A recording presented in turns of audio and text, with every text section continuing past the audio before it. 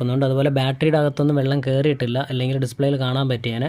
So വെള്ളമില്ല, അതുകൊണ്ട് അവിടെ ഒന്നും നമ്മൾ നോക്കേണ്ട കാര്യമില്ല. ഇവിടെ പവർ ബട്ടൺ സെക്ഷനിൽ ഫംഗസ് ഉണ്ടോ? അതുകൊണ്ട് ആൾറെഡി നമ്മൾ ബോർഡിൽ പവർ ബട്ടൻ്റെ കണക്ടറിൻ്റെ ഭാഗത്ത് ക്ലീൻ ചെയ്തായിരുന്നു.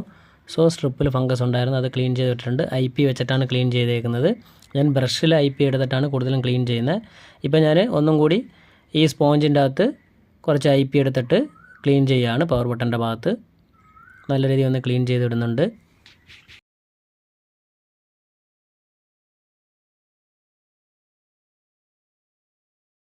ഓക്കെ, അപ്പോൾ ചെറുതായിട്ടൊന്ന് ഹീറ്റ് കൊടുക്കാൻ പോവുകയാണ്. ഹീറ്റല്ല, എയറാണ്. എയറിൻ്റെ കൂടെ ഒരു ചെറിയൊരു ഹീറ്റ് ഉണ്ടാകും. ഈ IP എല്ലാം വേപ്പറായി പോകാൻ്റെ അത്ര ഇതേ ഉള്ളൂ, കൂടുതലൊന്നും കാണത്തില്ല. ഓക്കെ, ഇനിയിപ്പോൾ അടുത്ത് നമ്മൾ ഫുള്ളൊന്ന് സെറ്റ് ചെയ്തിട്ട് ചാർജ് കുത്തി നോക്കി ഒന്ന് ചെക്ക് ചെയ്യണം. മെയിനായിട്ട് അതാണ്. ഇവിടെ ഒന്നും വെള്ളം കയറിയിട്ടില്ല സ്ട്രിപ്പിൻ്റെ അകത്തൊന്നും, അതുകൊണ്ട് തന്നെ വേറെ ഇഷ്യൂസ് വരാൻ ചാൻസ് ഇല്ല. ഇനി ഓൺ ചെയ്ത് നോക്കുമ്പോഴാണ് ഡിസ്പ്ലേയിൽ വല്ലതും വെള്ളം കയറിയിട്ടുണ്ടോ ഇല്ലയോ എന്നുള്ളത് അറിയാൻ പറ്റും.